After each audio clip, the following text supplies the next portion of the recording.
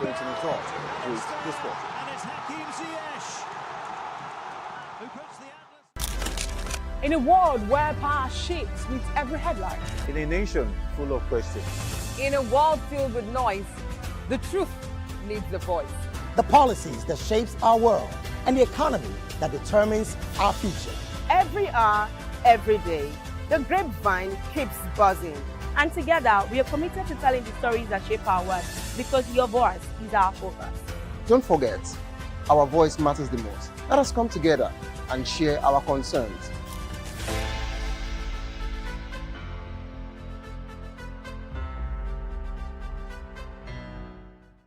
In a world where truth is the ultimate power and opinions scream the loudest, it's time to wade through the noise. Hunger no get tribe!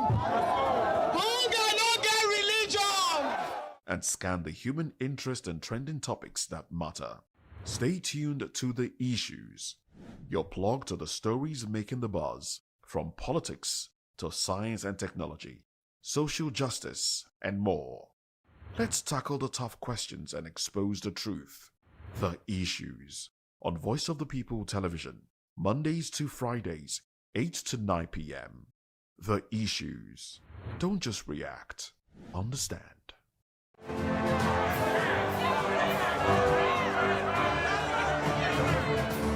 Do you want your voice to be heard? Do you know that you matter in the scheme of things? The People's Voice, the show where ordinary citizens take center stage as we discuss the biggest stories that affect you and I. With you in mind, we facilitate lively discussions, debates, and interviews on the topics that matter most to you and I.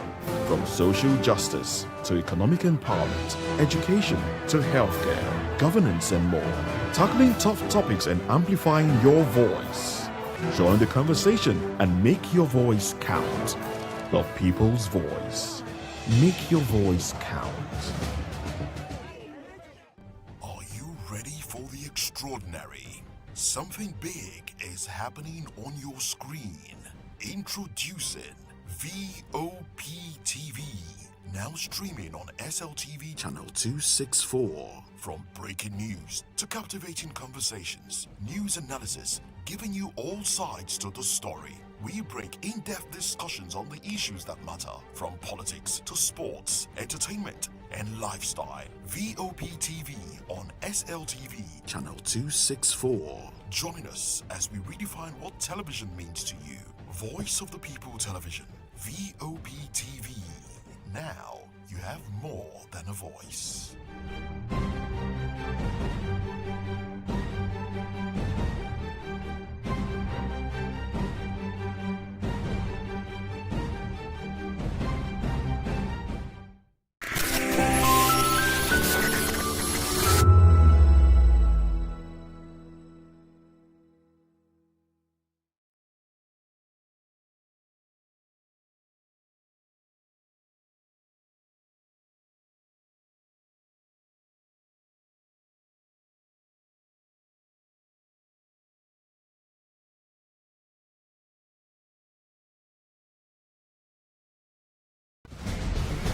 Join us as we drive into the world of politics through insightful interviews with prominent political figures, both serving and former governors, ministers, senators, legislators, party chieftains, activists, and analysts. Get first-hand information into the decision-making processes that affect our daily lives. Highly engaging one-hour program that brings political discourse into focus.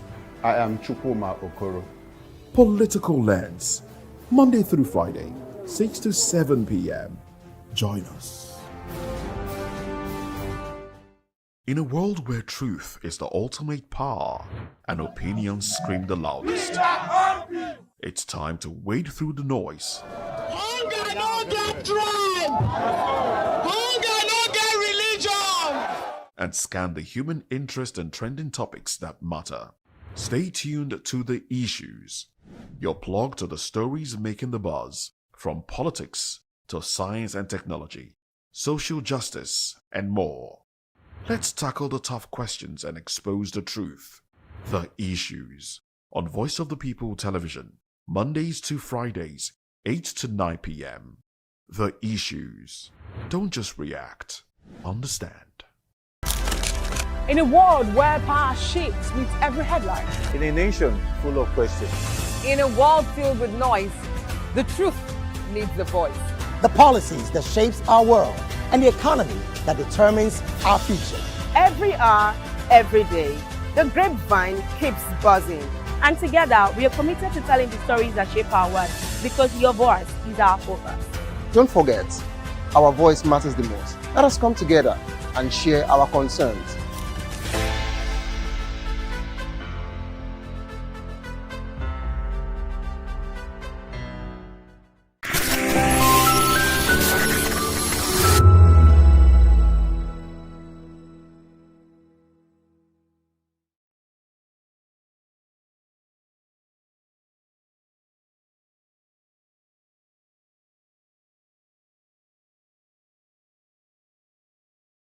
We encourage you to click on the like button and subscribe to our YouTube channel. We are Voice of the People TV. Also follow us on all our social media platforms. We are at VOTV Live. Visit our website www.vop.ng for fresh and trending news. Also watch us live on SLTV channel 264. VOP TV, Voice of the People Television.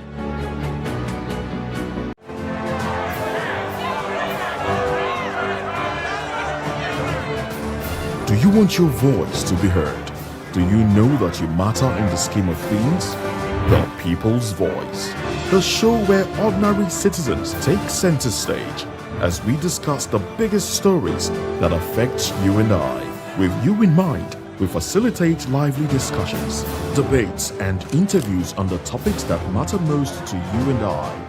From social justice to economic empowerment, education to healthcare, governance, and more. Tackling tough topics and amplifying your voice. Join the conversation and make your voice count. The People's Voice. Make your voice count.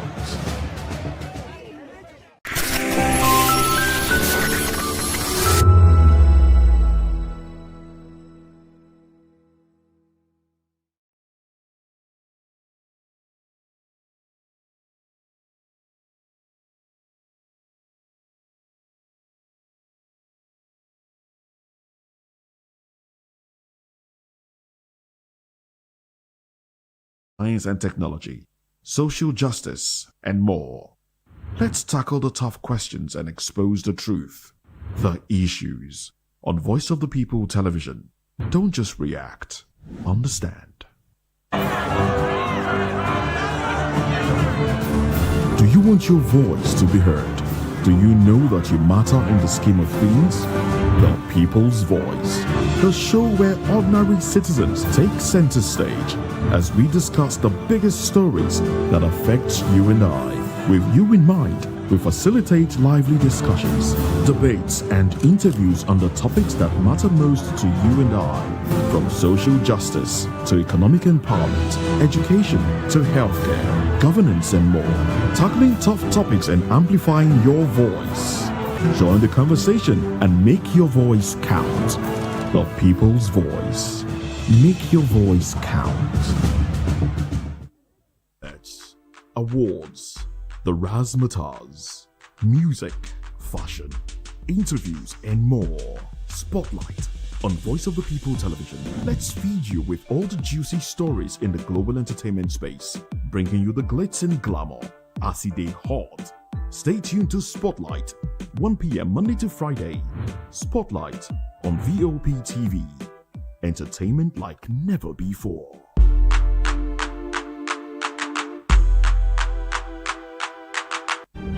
In a world where power shifts with every headlines, news breaks and events happens, we bring you unbiased and explicit information on politics, economy, and state of the nation. We break down the chaos. Facts, not fluff. Truth, not spin.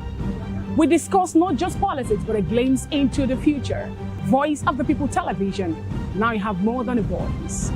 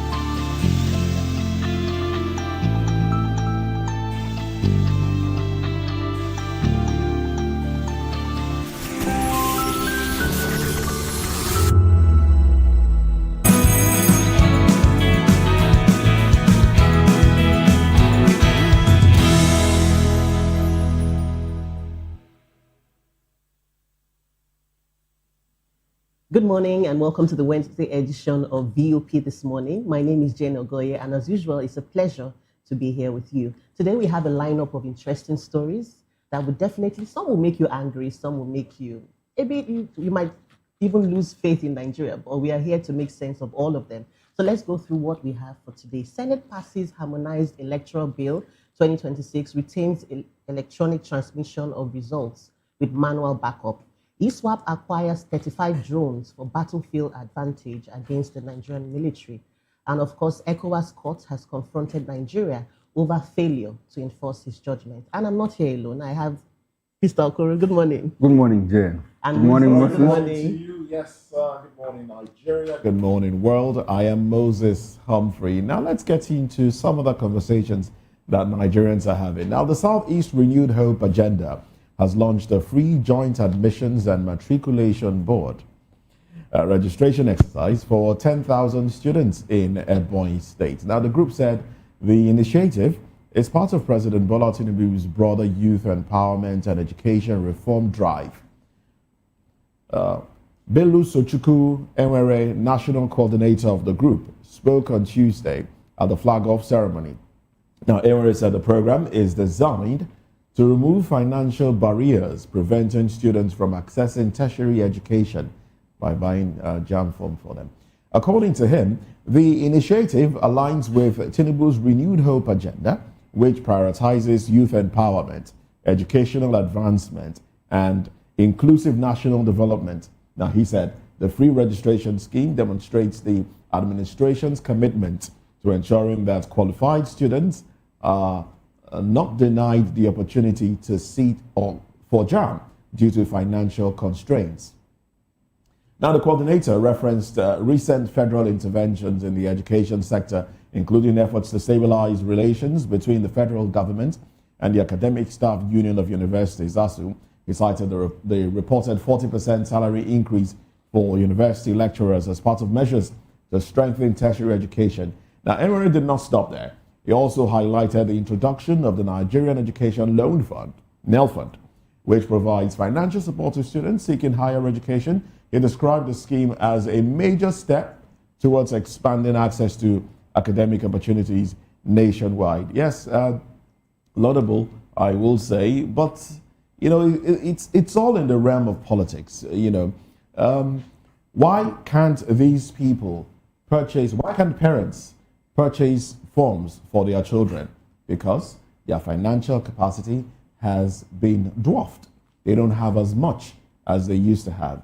The usual take home doesn't even take you to the bus stop anymore. You know, people cannot afford 2 square meals or 2 meals. You know, it used to be 3 meals and then 2. Now people struggle with just having one meal on their table. So parents are not even thinking about purchasing forms. You see children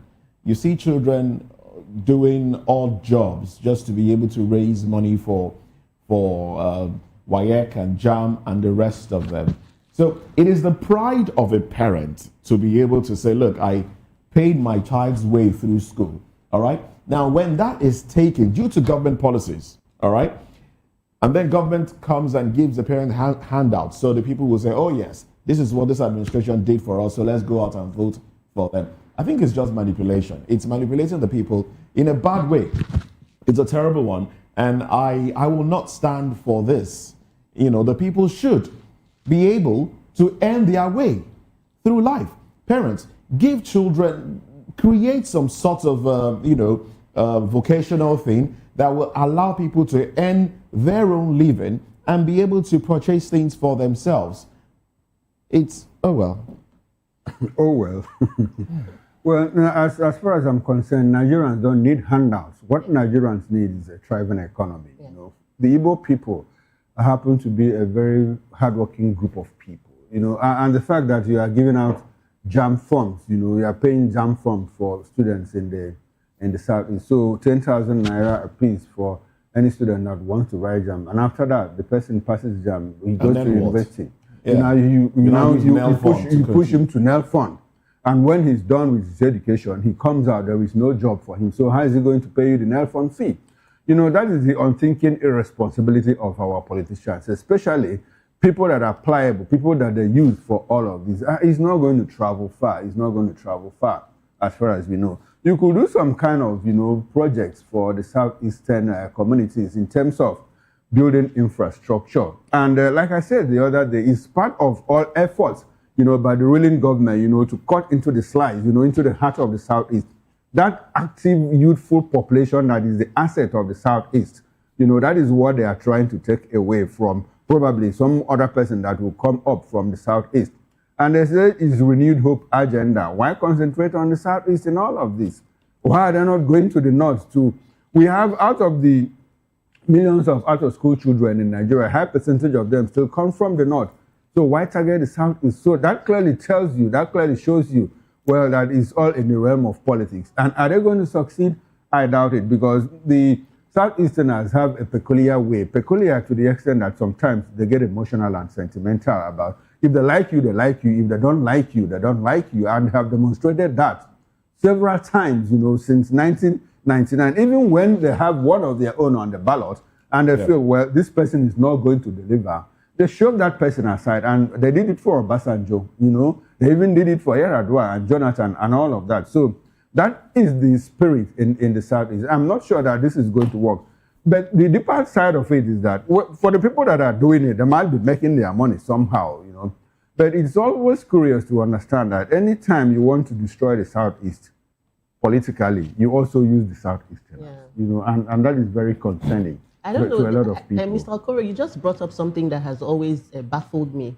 I usually hear that the Igbos, the Easterners, are not united, that's why they can't put forward one unified voice or one unified candidate. I don't know if this is true. It's something I've heard for the longest time. It's not in form of not united per se, because if there is no race, there is no group that you don't see this kind of division. But I think the problem is that it speaks to the Republican nature of the Southeasterners. When they say Igbo Enweze, what it means is that if three of us are a community here, Moses cannot be our king. If we are in Igbo land, I'll have my say, you will have your say. In like other places, when an Oba says something, everybody.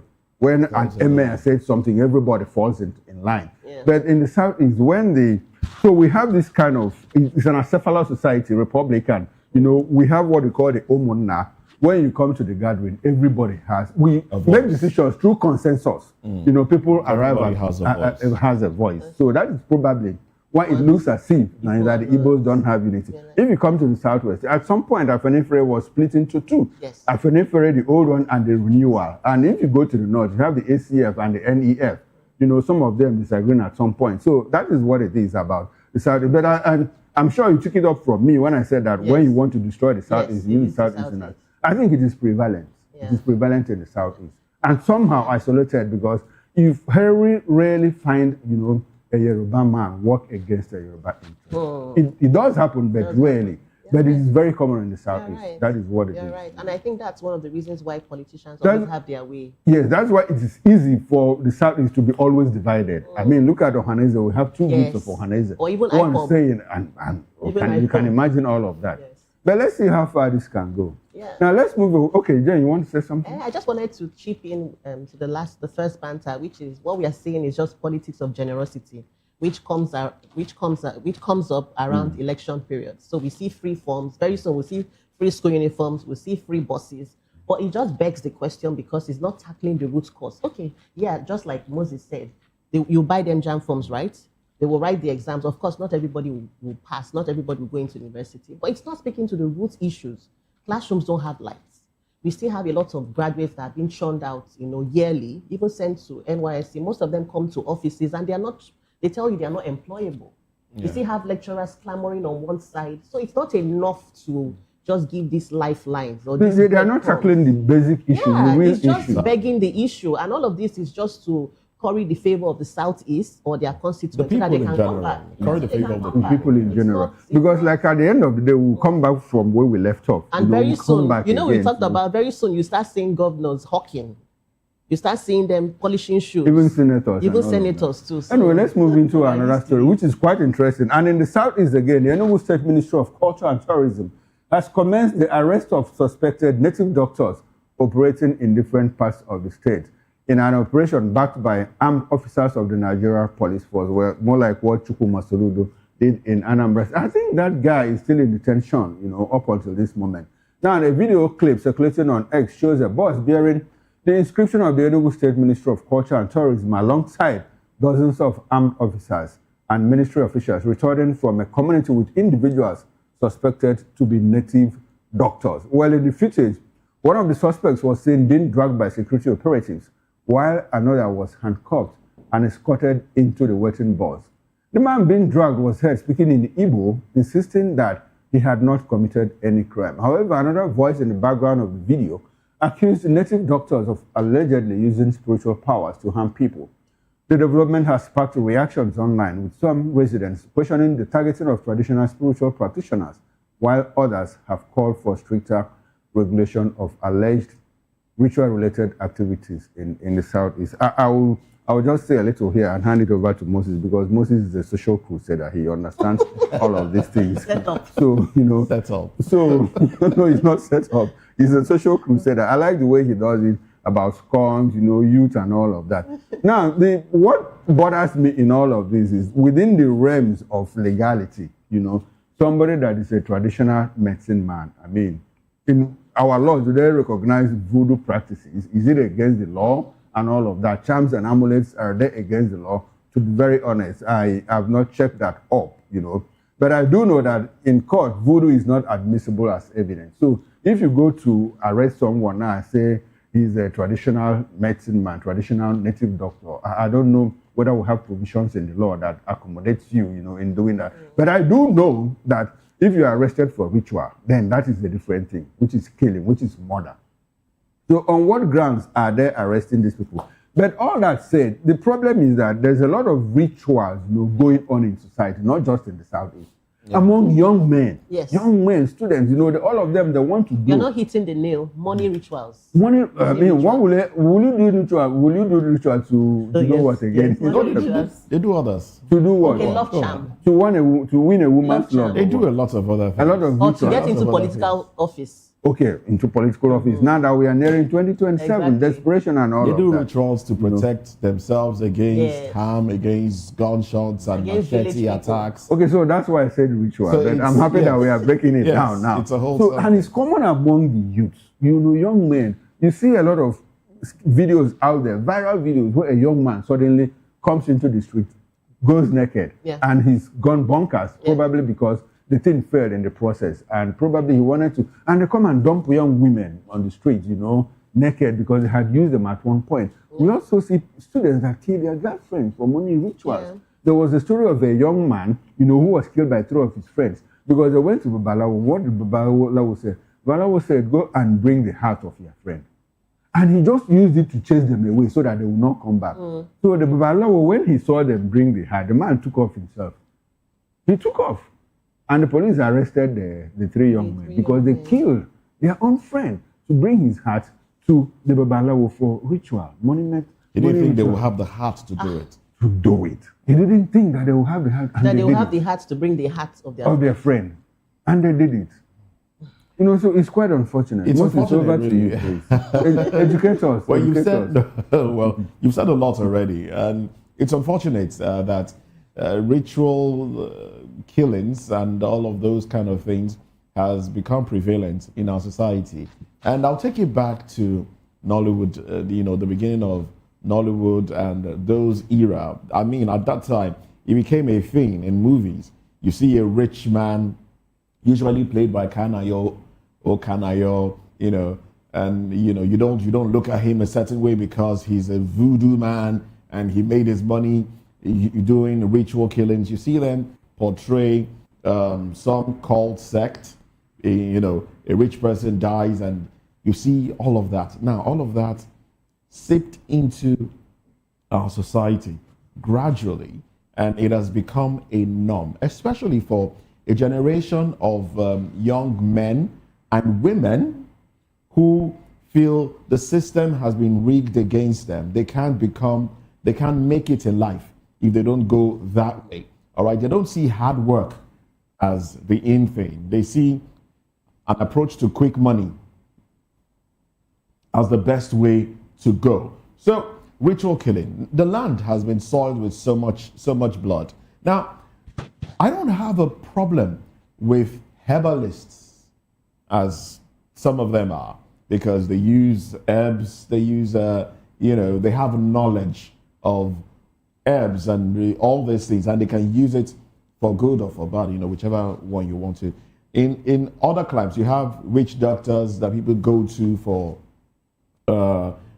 vision, and they have all those clairvoyance kind of thing and all of that. But I think it should be regulated.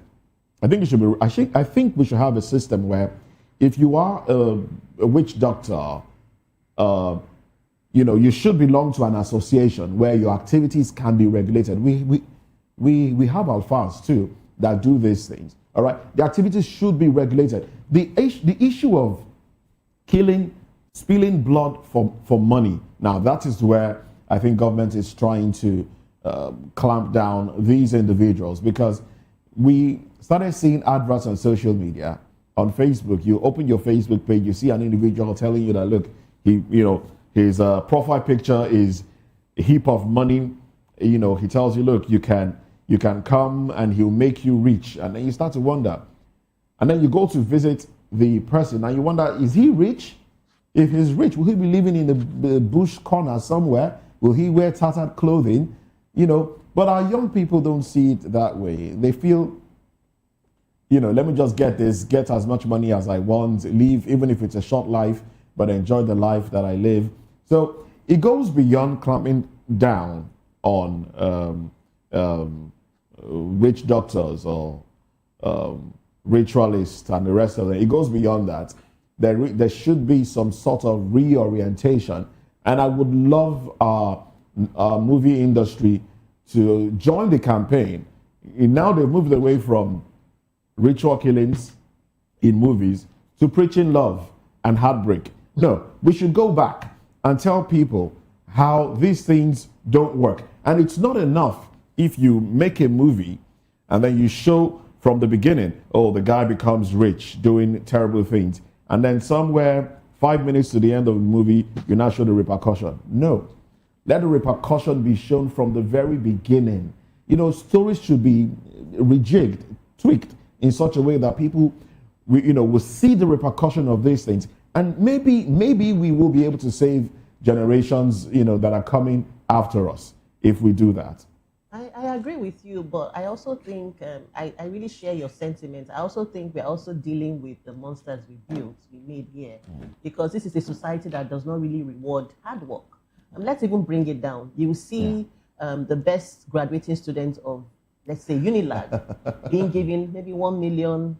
1 million? I'm just saying. Or a plaque, right? Tubers of yam. Tubers of yam. And then you see someone who goes into a reality TV show, messes up, in quotes, and it comes out and becomes an overnight celebrity. So what values, what are we really teaching people? What are we teaching these impressionable minds? And then we talk about Nollywood. Yes, they do have a role to play, but don't forget that films are a reflection of our society. We don't even have role models amongst our musicians. Who can you beat your chest today and say, I want my daughter or son to be like? So I think we need to fix the system and ensure that we bring back those values. And parents should also question their children. Your son will come back with a brand new car and then you're like the toast of the town. You don't want to know where your child got that money from. So we really do have a long way to go. Oh, well, let's move away from these conversations. Let's run to the papers now. We do have newspaper headlines, and Nigerian Tribune is on the table this morning. These are the headlines here. We know headlines. How a Catholic Church terrorist attack was planned, executed. DSS witness tells court. Nigeria loses 8 trillion naira yearly to concession waivers. Reps. Prioritize investment in human capital to drive $1 trillion ambition, World Bank tells Nigeria. Electoral Amendment Bill, Senate in division. Reps in rowdy session as lawmakers pass e-transmission with manual backup. Minority reps walk out on session as Green Chamber reduces timeline on notice of election to 300 days. INEC to review election timeline to exclude Ramadan period. El-Rufai spends second day in EFCC custody. NADDC commissions Automotive Training Center in Potiskum concludes mechatronics training on PMS CNG vehicles. Sultan confirms moon sight and declares today, first day of Ramadan. Today is also Ash Wednesday, by the way. Oh, really? Yes. Chaos as Ondo APC meeting turns bloody. Hoodlums disrupt meeting, beat party chairman, injure other leaders. Government denies thuggery allegation, reaffirms commitment to peaceful politics. Now, those are the headlines at the cover page of Nigerian Tribune. And the Daily Independent leads with this story. Judge me by my factories, jobs, not policy counts, says Tinubu. Unveils Nigeria Industrial Policy 2025. Charges stakeholders on speedy implementation. Says administration recognizes, believes in youth potential. Electoral Act amendments. Police disperse protesters at NAS. FCT polls. INEC assures of real-time e-transmission of results. No capital allocation released to Interior Ministry in 2 years, says Tunji Ojo. UBA's UK CEO unveils strategy to bridge Africa's $100 billion trade finance gap. Reps make U-turn. OK manual e-transmission of election results. Bandits kidnap 6 in Benue, demand 100 million naira ransom. NRS announces phased rollout timeline for invoicing EFS regime. E-transmission of results. Reps betray public trust. Jesse Jackson, civil rights leader, dies.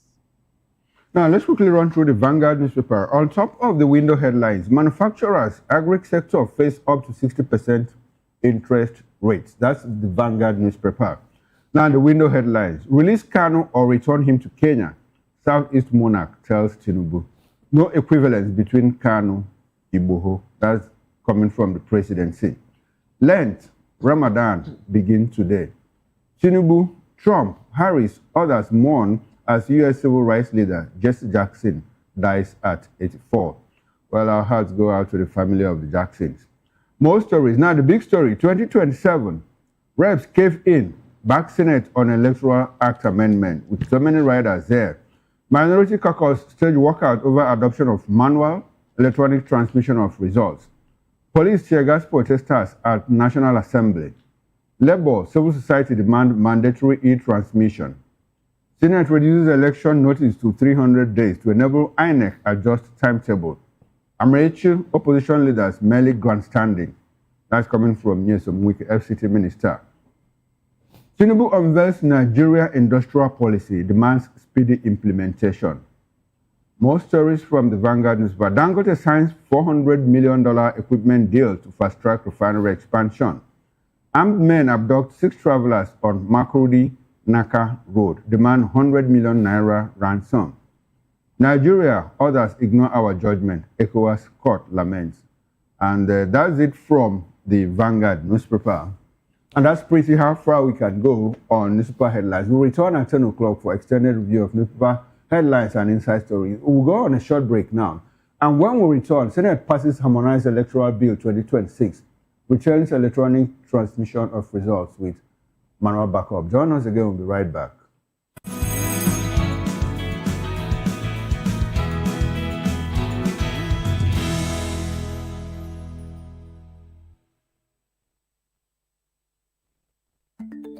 Africa is on the move, a continent of rising voices, untold stories, and powerful transformations. From the streets of Lagos to the heart of Nairobi, from the mines of Congo to the tech labs of Cape Town, the African story is being written every day. Bold, dynamic, unstoppable. This is African News on Voice of the People Television. We don't just bring you the news. We analyze and bring you Africa's heartbeat, the politics that shapes our nations, the economies that drives our future, the cultures that defines who we are, the voice that must be heard. Africa News, Africa's voice, Africa's future. Where Africa speaks, the world listens.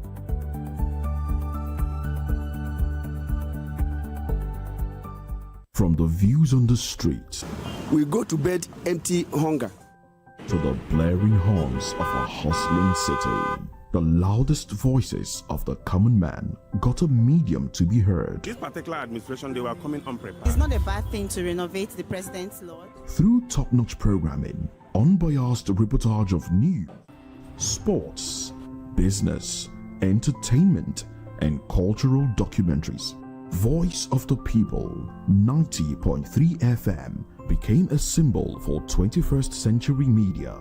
And now, a new baby is born. Voice of the People Television, VOTV, youthful, full of vigor and penchant for excellence in the continent's media space, exposing the wrongs, applauding the rights, dissecting the news without fear or favor, through factual and accurate stories and contents. Corruption kills three things that makes a society.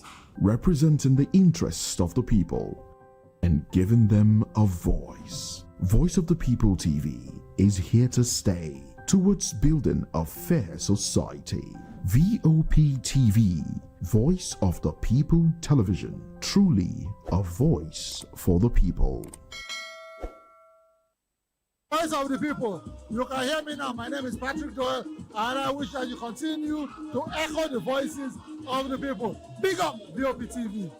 My name is Soibifa Dokobo. Please keep watching VOP TV. Hi, my name is Kwekumali Ikenda Onyekwena, and I am with the Voice of the People TV. Now, if you're looking for the veritable channel for information, politics, robust discussions, you don't need to go far. VOP has you. VOP will always have you. Thank you. Hi, my name is Patrick Diabwa, aka Ibani Chuka. I'm the Eagle King, and you are watching VOP TV. Stay with us. 2564 is coming up on Burning 9, right? 2564 Atlantic. What happens in the hush behind hangar doors? Who signs the papers that gamble with lives? Which truths were grounded before they even ever had wings?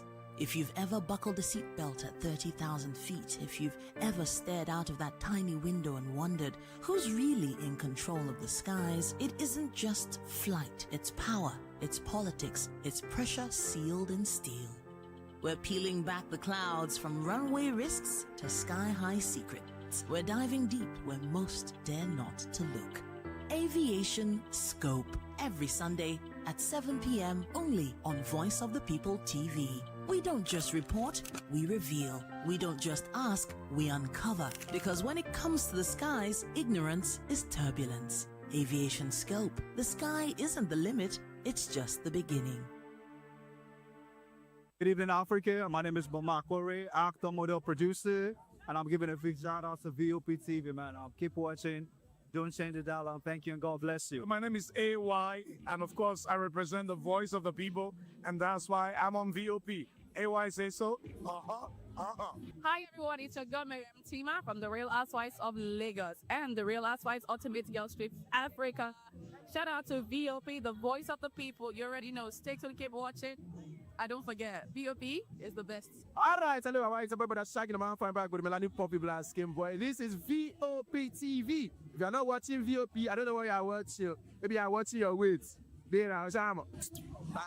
Hello, beautiful people. This is Wale Ojo, and you're watching VOP, Voice of the People. Hi, guys. You already know who it is. This is New Energy. Flyers Boy Ever Live. Keep watching VOP TV. Thank you. Hi, people. Ginny Albano here. Guys, please keep watching Voice of the People. In a world where power shifts,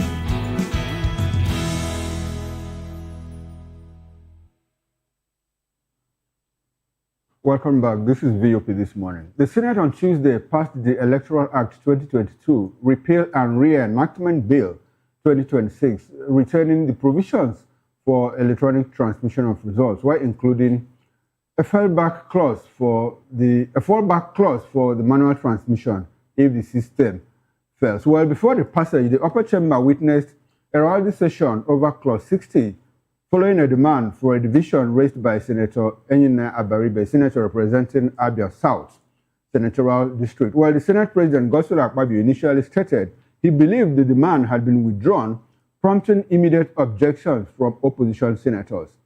Senators were directed to indicate their stance by standing with 15 opposition senators opposing the provision, while 55 senators voted in support. Following the vote, Akpabio confirmed that the Senate had returned electronic transmission with a manual backup provision, ensuring continuity of the results transmission process in the event of a network failure. Well, meanwhile, the Nigerian House of Representatives was thrown into chaos on Tuesday as opposition lawmakers staged a walkout in protest against moves to rescind the Electoral Act amendment bill over the contentious issue of electronic transmission of election results. A video circulating online shows opposition lawmakers chanting APC Ole as they staged a walkout. Well, the drama unfolded shortly after Francis Weve, chairman of the House Committee on Rules and Business, moved a motion urging the House to reverse its earlier approval of the bill, which was initially passed on December 23, that is in 2025, last year. When Speaker Tajuddin Abbas put the motion to a voice vote, the proceedings quickly spiraled out of control. However, despite loud objections from members, the Speaker ruled that the ayes had carried the vote, even though the nays reportedly outnumbered them in volume. Well, the ruling immediately triggered widespread protests from members who accused the leadership of bias and procedural irregularities. Also in Abuja on Tuesday, protesters who gathered to lend their voice against the Senate proceedings on electronic transmission of results were tear-gassed by the police. Now, let's take a look at the video, of what happened yesterday in Abuja. We need an audio to that so that we can hear the conversation between the House of Representatives members who staged a walkout from plenary when they disagreed with what the Speaker had done and all of that.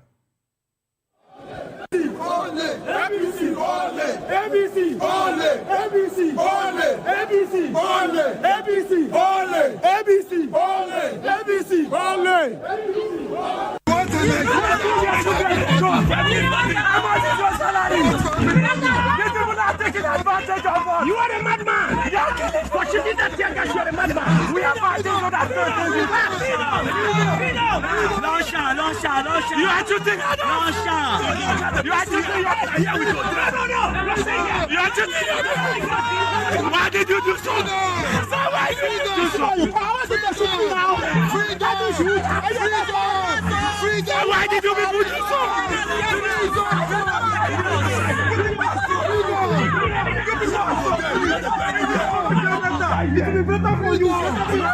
We didn't carry knife, we didn't carry gun, we didn't carry anything, we didn't carry stick. So why is the guys don't know? Why is the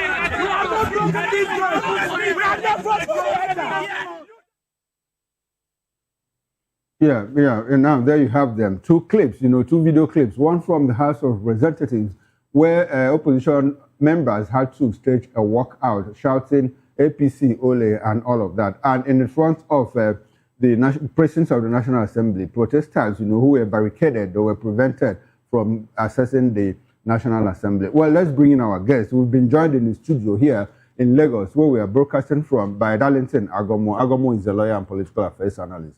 Good morning to you, Mr. Agomo, and thanks for joining us on VOTV this morning.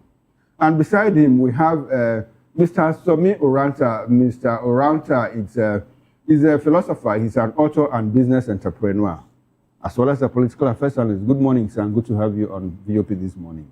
Good morning to you. Okay, we'll be joined by Dr. Ekemezie from Oka in the course of the show. We'll bring him in at the appropriate time. Let's start with the people in the studio here. Mr. Agomo, you have seen the back and forth between the Senate and the House of Representatives. Curiously, the House of Representatives had last year, passed the mandatory electronic transmission of results. But all of a sudden, we see them reverse, to, let us do hybrid. Where electronic works beautiful, where it doesn't, we use the manual backup and all of that. And we have the Senate, do what we call, maybe in football, in soccer, we say is overhead. At some point, they had to reconvene, abruptly to look at the matter. But when they came out, they more like returned, the clause of what we had in 2022. What do you see in all of this? Despite the fact that Nigerians protested to say, this is what we want. We want mandatory transmission of election results. And National Assembly members are telling us, well, we are not sure Nigeria is ripe at this moment for compulsory, mandatory, or e-transmission of results. How do you react to these developments within the realm of, the politics of 2027 and beyond? It is unfortunate that the Senate is not deciding for us what we want. I thought we are the one that sent them there. They are representing our interests. And since the collective interest of Nigeria is that they want a mandatory electronic transmission of results, why didn't they follow suit? That will tell you that all of a sudden their interests override our own interests. And that is because that is the agenda of APC. Look, when the House of Rep passed their own, I was just laughing. I said, look at these people. They think that they can play on everybody's intelligence. I knew that eventually their majority membership will come to play a role. I can't see a majority membership of APC in the National Assembly, and then they will now agree to what we want. No, at a point their interest will override that of our own, and that is what happened yesterday. After all those delays, after all those brickmanship, didn't the House of Reps succumb? And you are telling me that nothing happened before they agreed to what they did. They went back. Mr. Agomo, you have raised quite a few curious talking points here. When you frame it around the APC, I mean, does it look like the APC will remain in government forever? Is it not about Nigeria as a country? They don't care about tomorrow. I've always been saying it. That most times, we are the one that create the problem that haunt us. What we are going through today is the decision we took yesterday. I said it here yesterday, that most of the time when people do things, they don't even look at the implication, the future implication. It's the one that start hurting us. We now start looking, who did this? How did we get here? But you knew how we got here. You say this APC, when they leave office tomorrow, they will not remember that, it must be mandatory. That time, the time was not right, but now it is right. Okay, so talking about the time being right or not being right, let's bring Mr. Oranta into this conversation. Now, Mr. Oranta, the people that we send there to go and represent us, apparently, supposedly, they're supposed to be the wise men. In Senate, we have 101 or 108 of them. On top of my head, I can't. In the House of Representatives, we have, altogether, I have about 369 of them. Wise men, that over 230 million Nigerians sent to the Congress, the National Assembly, to go and represent us. Now, when we make demands, and these wise men say, well, we have listened to your demands, but it looks like what you are asking for, we are not yet ripe for that. Whose opinion should take precedence? Because we elected them, we say, these are the wise men from around the country to go and represent us. When we have disagreements with them, whose opinion should take precedence? It's unfortunate that in our place they say a messenger does not preach parable. When a messenger now, because they are sent on an errand to represent the people, since all of us cannot go and represent all of us all at once. These few men, about 100 and something in the Senate, about 300 and something thereabout in the House of Rep, about 400, or thereabout. They are supposed to do the biddings of their constituents, what the people want. But unfortunately, most of them have gone there now to do what they want for themselves.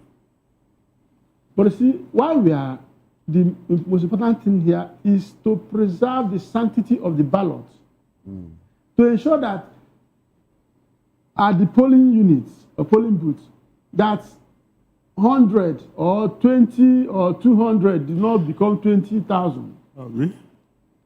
That as it is here, let it be transmitted directly to the collection center. But they refused, telling us to our faces that we don't matter. They don't care how we feel. Mr. Oranta, let's get to the nitty-gritty of this, because while Nigerians are saying we need compulsory e-transmission of results, Many Nigerians are also saying, sorry, we are not ripe for that. So now let me create an analogy. You are a father and you have like 3 boys, and all of them are making demands. And in your wisdom as a father, you understand that, well, meeting this demand for them at this point might not actually, or might put them into trouble in the future. Will you go ahead and acquiesce to those demands? I'm saying that in the fact that we have a group of Nigerians who say we don't have the backbone, the internet connectivity, the network connectivity, the structure, to do e-transmission of results. And some group of people are saying, why don't we for now push for 100% internet connectivity in Nigeria before we talk about using it for our electoral process? How will you deal with that situation? I love the analogy, of a father. But not all fathers are wise. There are some very mischievous, naughty fathers. And foolish ones. Foolish, yes. Stupid fathers, there are. So let's assume he's a wise father. That's an assumption. Okay. But every father will want to do something that will, augur well for the development, for the betterment of the entire household. But you see, this one we are doing here now, this kind of fathers we have here, these fathers have not shown that the interest of the family is at the forefront of their mind. So that's what we're getting.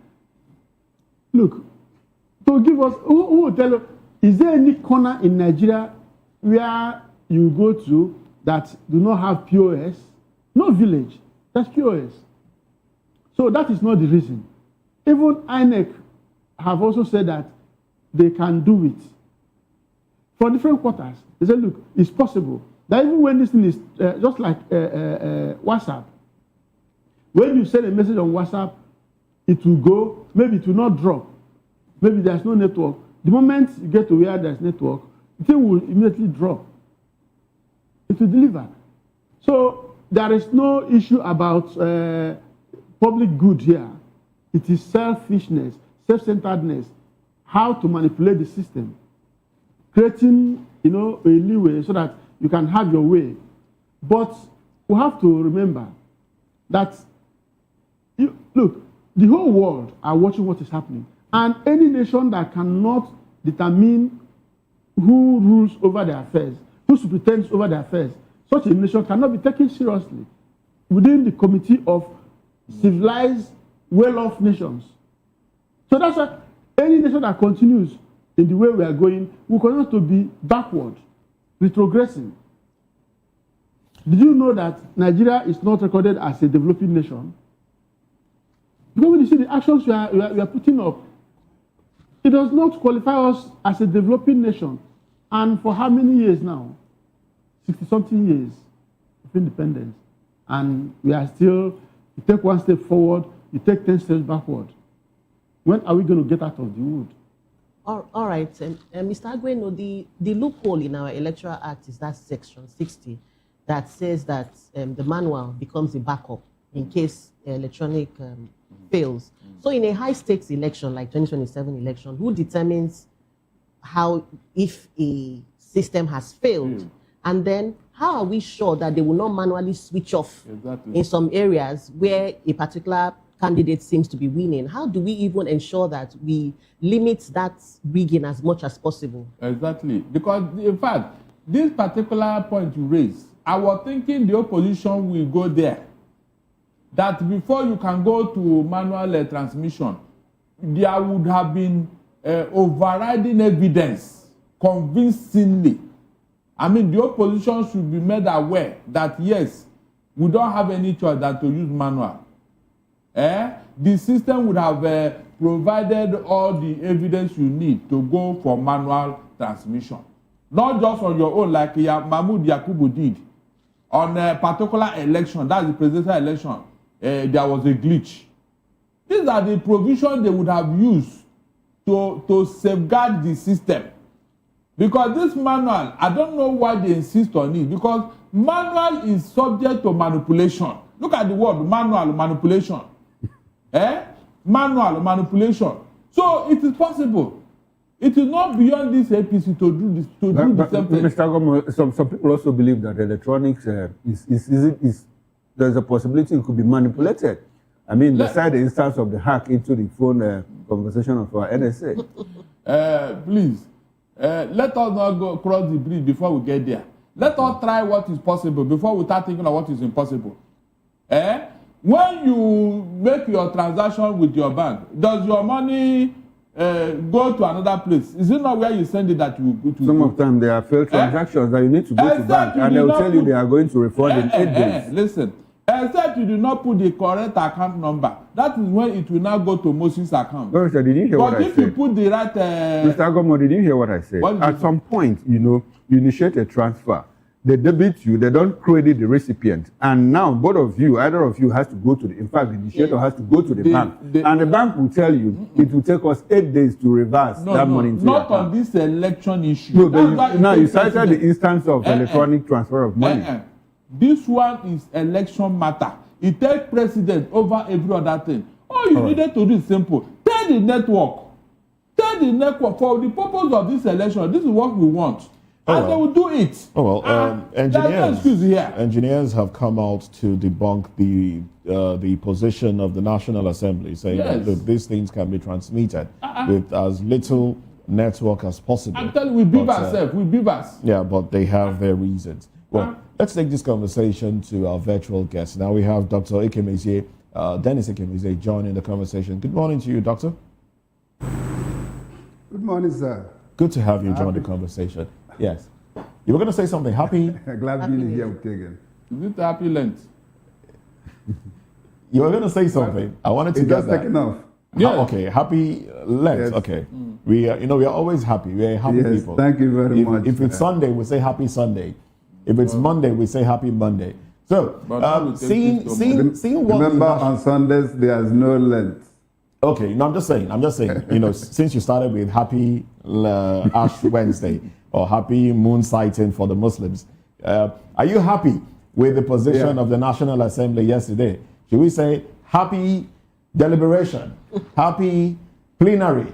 Which one should we say? Seeing that the House of Representatives, those that represent you and I, basically took a U-turn on their stance. Are you happy? Well, how would I be happy where I'm a progressive? Let me use that word. I think those people are retrogressive, taking us back to ancient time, where we are in digital age. We are now leading us to manual. As Barrister Agommo said, tendency of manipulation. Instead of using persuasion to win your election. I'm not happy. I must say it. It's I don't know what to call it. A lot of things. Yesterday, we saw what played out at the House of Representatives, moving away from the Senate itself. The House of Representatives, where the voting was basically along party lines, rescinding what was passed initially, what Nigerians considered to be a firm stance on the use of the BVAS and the IREV, electronic transmission of results. And then there was, a U-turn, and then along party lines, if you are a member of the APC, come to the right. And that was what we saw. Members of APC come to, and of course, they are more in number. What does that say to the representatives of the people, those that ordinarily should carry the interests of the people, seeing that initial deliberations and when they arrived at the compulsory transmission, civil society groups, Nigerians at large, were involved in that deliberation, and that arrival at compulsory transmission was basically to showcase the will of the people. But then, now that there is a U-turn, to the extent that the minority started chanting, calling APC thief in Yoruba language, how does this make you feel as a Nigerian, really? Should we still have faith in elected officials? Well, very unfortunate that the government is preaching renewed hope. dashed the hope of the people yesterday. Of course, you know that the glitch of 2003 made people not to have faith, trust. First, there's trust deficit in the electoral process. And if as the National Orientation Agency and other bodies, including the lobbying being done in the United States and of the world, will not see that or believe that this would not happen. However, you know, it's saying when we are young, follow your leader, Angelina, follow your leader during our PE, that's physical education exercise. And then you recall that also that there is a local saying, when water passes Gary, the balloon will come. In short English, lobbying has taken place. And in modern time, maybe transfers also occurred. And if you remember,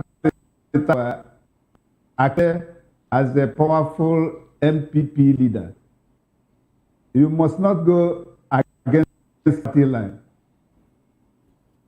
And you are supposed to follow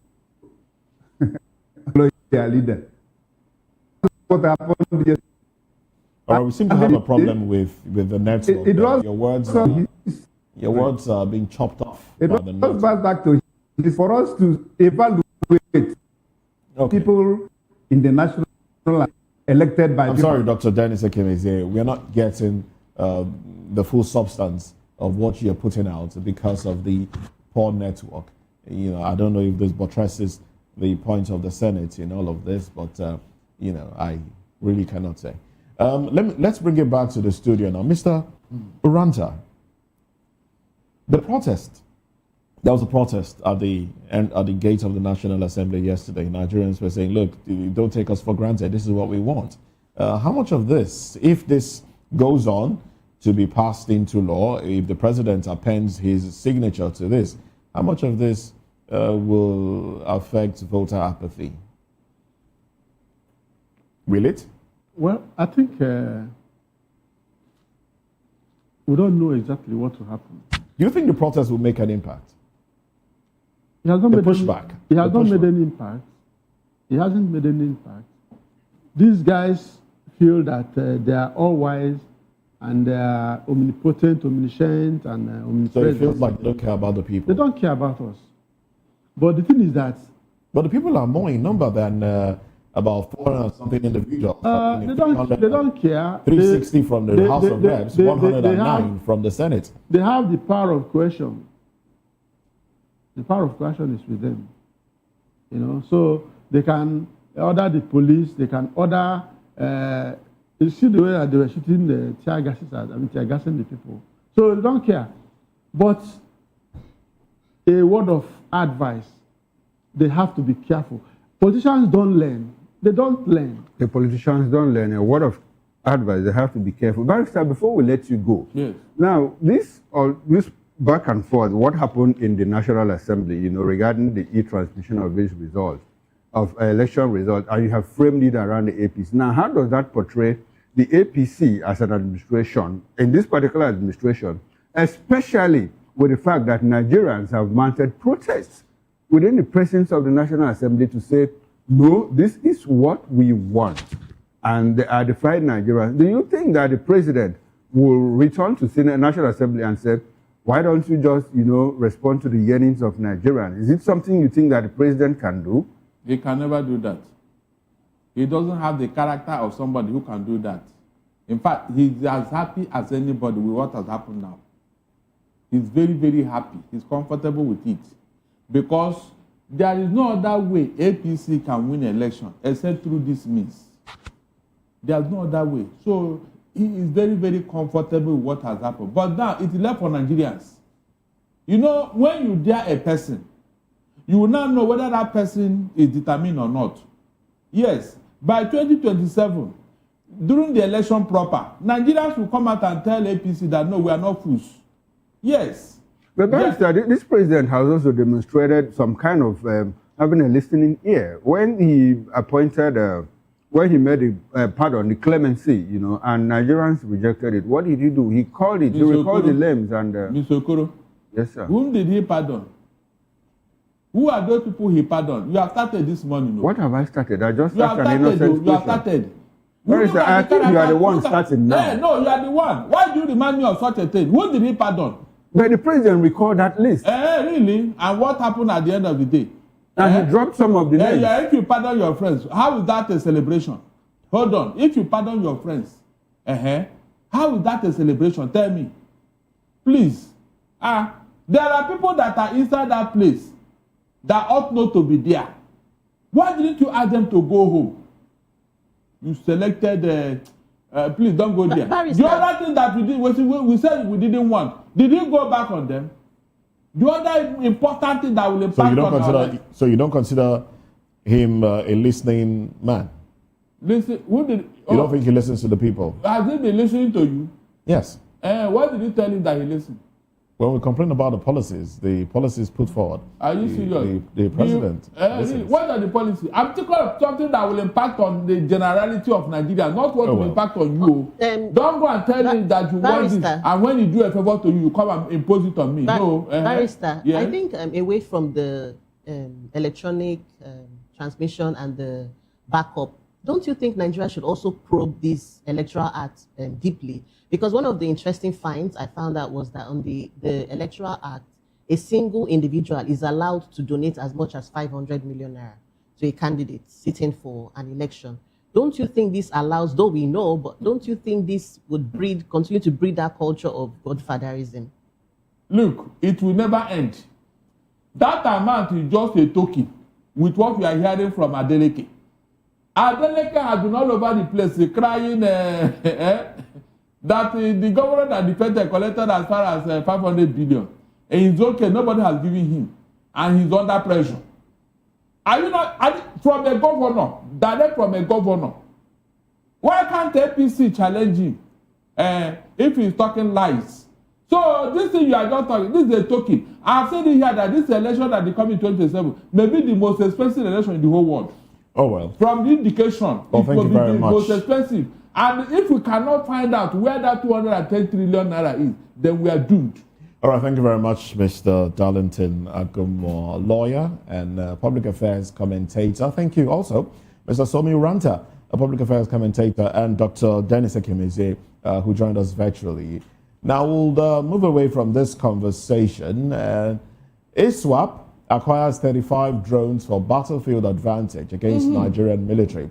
Well, let's look into this when we come back from this break.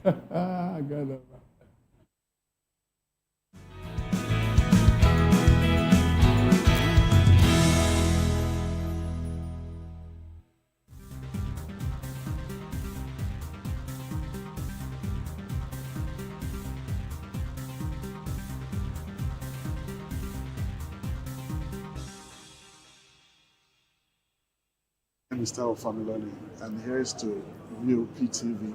Keep watching, stay tuned, do not touch that dial. My name is Made Kuti, and you're watching VOTV. Keep watching. Welcome, my name is Zika Davis. Distinguished ladies and gentlemen, boys, viewers, everybody, boys and girls. This is VOTV. Do you know what that means? Voice of the People TV. You don't have a voice, don't come here. You better make sure your voice is heard. Ready for the extraordinary? Something big is happening on your screen. Introducing VOTV, now streaming on SLTV channel 264. From breaking news to captivating conversations, news analysis, giving you all sides to the story. We break in-depth discussions on the issues that matter, from politics to sports, entertainment, and lifestyle. VOTV on SLTV channel 264. Join us as we redefine what television means to you. Voice of the People Television, VOTV. Now you have more than a voice.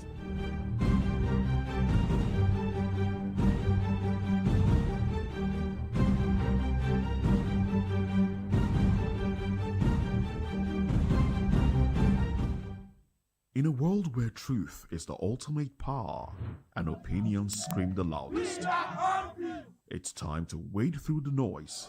Hunger no get tribe. Hunger no get religion. And scan the human interest and trending topics that matter. Stay tuned to The Issues, your plug to the stories making the buzz, from politics to science and technology, social justice, and more. Let's tackle the tough questions and expose the truth. The Issues on Voice of the People Television. Don't just react, understand.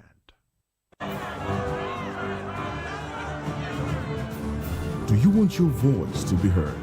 Do you know that you matter in the scheme of things? The People's Voice, the show where ordinary citizens take center stage as we discuss the biggest stories that affect you and I. With you in mind, we facilitate lively discussions, debates, and interviews on the topics that matter most to you and I, from social justice to economic empowerment, education to healthcare, governance, and more, tackling tough topics and amplifying your voice. Join the conversation and make your voice count. The People's Voice. Make your voice count.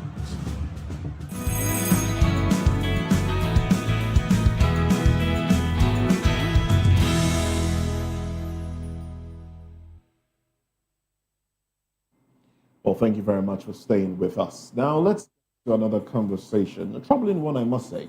The Islamic State, West Africa province, ISWAP, has reportedly acquired about 35 commercial drones, signaling a shift in tactics in its campaign against Nigerian security forces. The development comes months after air and drone strikes ordered by Donald Trump, U.S. president, targeted insurgent groups in Sokoto State on Christmas Day 2025. Reports indicate that ISWAP is moving beyond ground-based raids towards airborne capabilities, using first-person view, FPV, commercial drones. Insurgent groups in Nigeria have previously used drones for intelligence and surveillance, but recent acquisitions suggest preparations for offensive operations. Security experts say FPV quadcopters can be modified to carry small explosive payloads and guided to detonate on impact. Now, they warn that the use of such drones could enable repeated and sustained attacks on military formations rather than sporadic raids. Well, analysts also caution that access to multiple drones raises the possibility of coordinated strikes, including the use of drone swarms. Well, ISWAP and Boko Haram have increasingly deployed drones alongside fighters during assaults on military bases, some of which have resulted in significant losses for government troops. Well, we'll still have with us Mr. Somi Oranta, author and public affairs commentator, and Dr. Dennis Ekemeze, former vice chairman, Nigerian Institute of Public Relations Governing Council, and one-time vice president of the Institute of the Institute, and Mr. Somi Oranta. Now, just the other day, Nigerians were informed that the collaboration between the United States has yielded results to the extent that the United States will deploy some soldiers to Nigeria for reconnaissance, training, and the rest of them. 100 of them, we heard, arrived in Nigeria not too long ago, over the weekend actually, and then we saw movements of copters, helicopters, ammunition into Borno, Maiduguri, and other parts of Nigeria as well. But now we hear that insurgent groups, ISWAP, Islamic State West Africa Province, have acquired drones. Does it seem like they're getting sponsorship from some international organization? Is that what it feels like? Is Nigeria becoming a battleground for foreign powers that are interested in all of these things? I'm surprised you're asking this question. Yeah, I'm asking so you throw more light on it. Because late Buhari, our former president, who is late now, told us that these insurgents, that they are not Nigerians. So asking the question in 2026, whether there are foreign infiltration. If the U.S. is assisting Nigeria to combat these individuals that have invaded our lands, is it okay to say that these individuals are also getting support from some other bodies, you know, in international space that are also fighting to keep them in Nigeria? The question is, what are they fighting for? What is the bone of contention? What is the reason for this whole fight? That Nigerians are killed, slaughtered like. What do you think the reason is? I don't know. Maybe when Donald Trump was talking to one of those events, international events. I mean, America says its reason is to protect Christians. Yes, that's its reason. Yes. So what do you think? Maybe our own reason is to. Maybe the reason here is to make all of us decide one day to become Islamized, because people like OBJ have stated it, that there is a Fulanization agenda.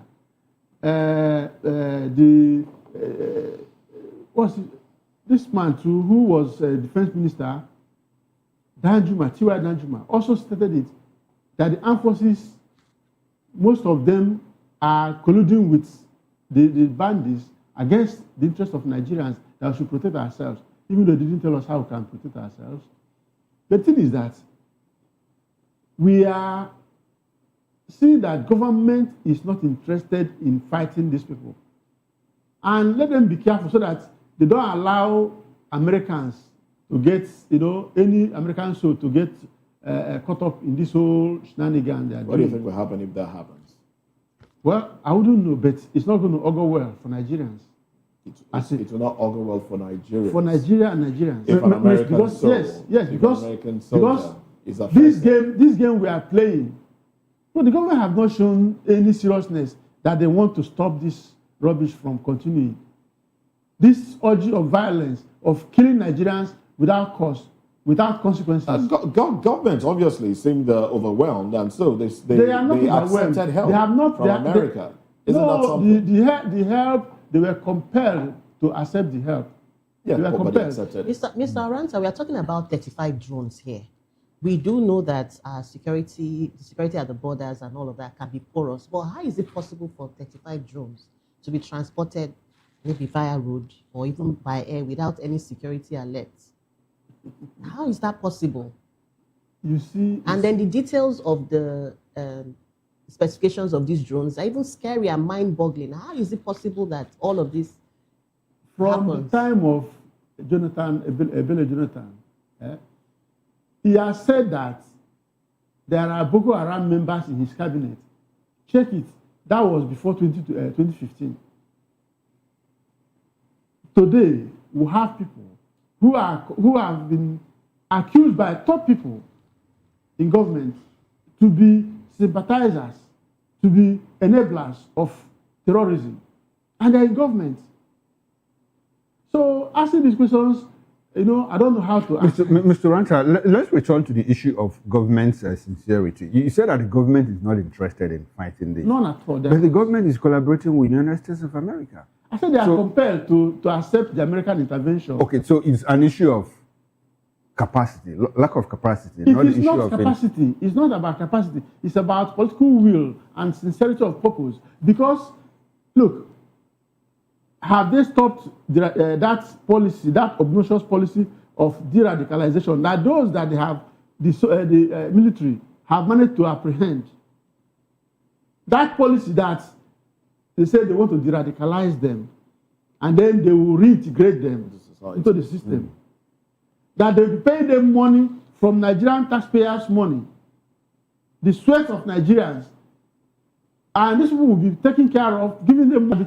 While the people they killed, the victims, those that the survivors are IDP camps. Why it's difficult to understand your position on this is if you say the government is not interested, apart from military and bilateral military cooperation with the United States of America, our president just returned from Turkey like not long ago, where he also signed military agreement, understanding MOU with Turkey. And before now, you also know that when he came into office early in 2023, he went to France.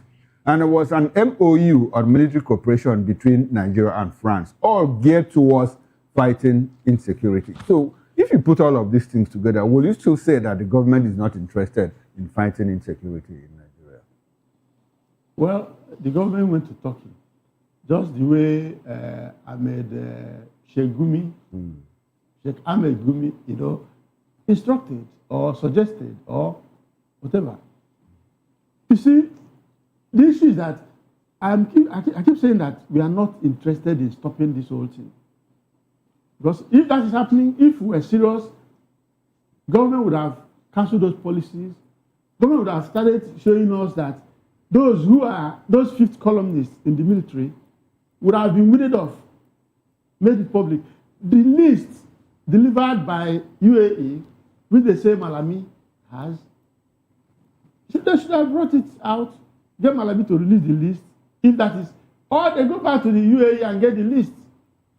Bring out these people, name them and shame them, prosecute them, and they're not doing any of this. Okay, will it be appropriate to say that, well, government might be interested, but they are not doing the right things? Like you have pointed out. You cannot be interested and not do the right thing. You can be interested and not know the right things to do. Why would they know the right thing to do? When it became something of interest for them, did they move? They had the capacity. Did they move it to Benin Republic and quell a brewing coup? Okay, so apparently it's not the lack of capacity. We have not lack of capacity. And we are acquiring more capacities by collaborating with other countries. You see, when you get those things, that's why I'm saying that they should ensure that these old things do not lead to the loss of an American soul. Their soldiers in Nigeria. Because those people don't play with their citizens. The life of every American is taken so seriously. That was why they came here and went to the border between Nigeria and Niger and rescued an American from the hands of terrorists. And on their way going, they wave a flag and I say, look, we came, we've collected our man. All right, thank you, Mr. Oranta. Now, let's quickly run to Oka, where we still have Dr. Dennis Ekemeze. Dr. Ekemeze, I'm sure you have followed this conversation. Now, Nigeria, the ISWAP, Islamic State West Africa Province in Nigeria, has acquired 35 drones to help them in fighting Nigerian military. I mean, this sounds scary. How do you react to this development, especially within the context of the arrival of 100 American soldiers? Now, the issue is that America has told us that, well, they are going to be involved not in field operations, but in tactical support and intelligence. Now, these drones have the capacity, to target areas where you have Nigerian military. I would like for you to tell us what might happen if they use these drones and target where American soldiers are involved in intelligence or tactical support operations. What might be the likely outcome of all of that? It's shocking in the sense that it's portraying a terrible situation in Nigeria. And from your question, I don't think America will take it lightly. Just as my colleague said, they're always very interested in their citizens. And everything possible will be done by America to protect their citizens. And that is the major issue. Another question is, what is the Nigerian government doing? What is the nature of the collaboration? Because you mentioned a signing of MOU, where the terms or the spirit and the letters of the MOU made known to you, even if, what is the political will? That's a big question. And we are here in Nigeria scrambling for electronic transfer. And then own accessories of a national security advice. And it was the question, how wouldn't they know such a thing by information gathering, surveillance, and intelligence gathering? The nation's security and it is becoming a very terrible situation.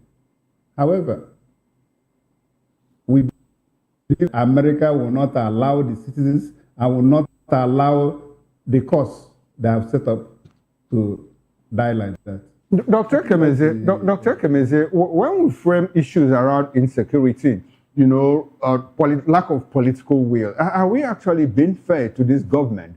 Because the guest in the studio here, I just read out to him, and I'm sure that you heard it, 3 efforts the federal government, the current administration has made to show that, well, we are interested in routing out the terrorists. They went to the United States, there's collaboration, 100 of them here. Our president just returned from Turkey, where he signed an MOU, military cooperation, and we did that way back in 2023 with France. So what other, I mean, if the government didn't have political will, if the leadership didn't have political will, will they go to this Maybe extent? you want me to repeat myself. The political will has not been interpreted for people to know. MOU. You can sign a MOU, yes, but what is the content? What is the spirit and letter of your signing of the MOU? That's the question. Can we take that of the United States of America now? Can we take that of the US? So that was not from America, it was by force, coercion. And you had the first lady doing absorbing the job of external affairs ministers. What are we protecting in Nigeria? Whose interest? Of course, Jonathan said it. They are infiltration. Until those people involved are made known by the government, then we know where their political interest is. It's a game of interest. We want us to say, then to be that Dr. Kemeze said. Who is fooling who? The political because I mean, talking about United States, and we signed. When you say it was forced, you know, but the soldiers are here now. It's question. And Nigerian government could have as well said. Nigerian government could have as well said, no, we don't want your soldiers, because at some point Nigerians you cannot. Superior power. You are dealing with superior power. I hope you know that. Coercion, persuasion, and diplomacy. This is international politics, my friend. Okay, so you are now saying that America forced themselves, America forced its way into Nigeria. Is that your position? I said you can use persuasion, you can use diplomacy in international military strategy. Okay. So whichever angle you want to take it, the analysis is there. What is political will? Is it not protect the interests of your people, the sovereignty of your nation? And we are here in Nigeria discussing electoral transfer. I'm ashamed. Honestly. Let's rethink as all right, Dr. Kemeze, what, in your opinion, should the government do? Because when we keep talking about political will, lack of political will, what will happen? The government, let me tell you. Okay, exactly that. Tell us. Some of them in government are better opportuned than us to do what they know they will do. They know that. If you were to advise the government on what to do, what would your advice be? The security advisor to the president should know or to know what to do.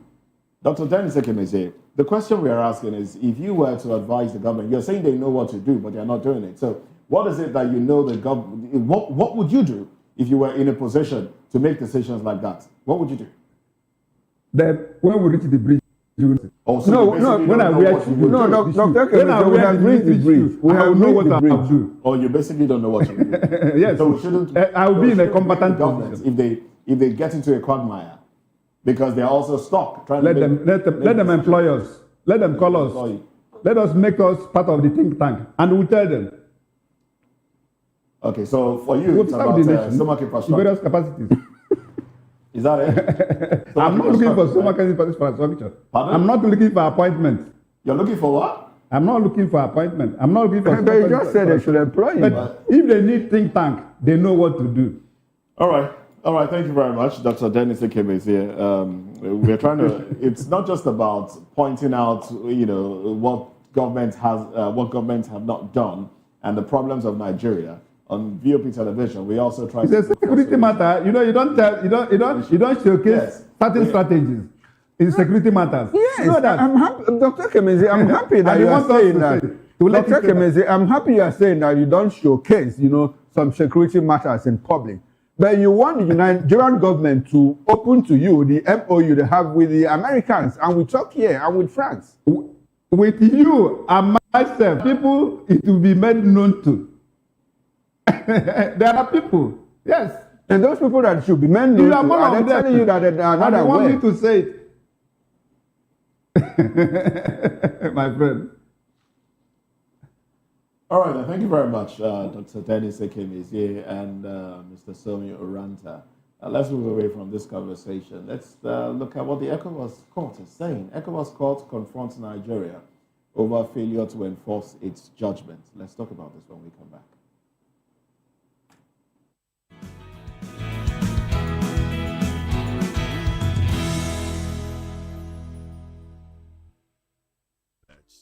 Awards, the razzmatazz, music, fashion, interviews, and more. Spotlight on Voice of the People television. Let's feed you with all the juicy stories in the global entertainment space like never before.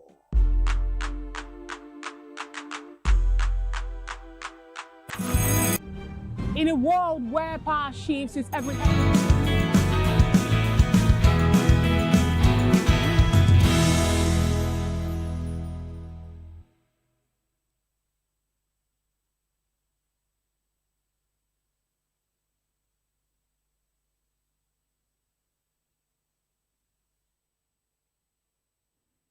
Welcome back. The Ecowas Community Court of Justice has opened a high-level bilateral meeting with the Nigerian government to address the habitual defiance and failure of the Federal Republic of Nigeria to enforce the court's judgments.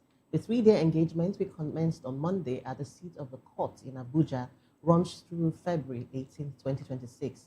The bilateral meeting with Nigeria's competent national authority and other key stakeholders on the enforcement of its judgments comes amid growing concerns over the Nigerian government's selective obedience to regional judicial pronouncements.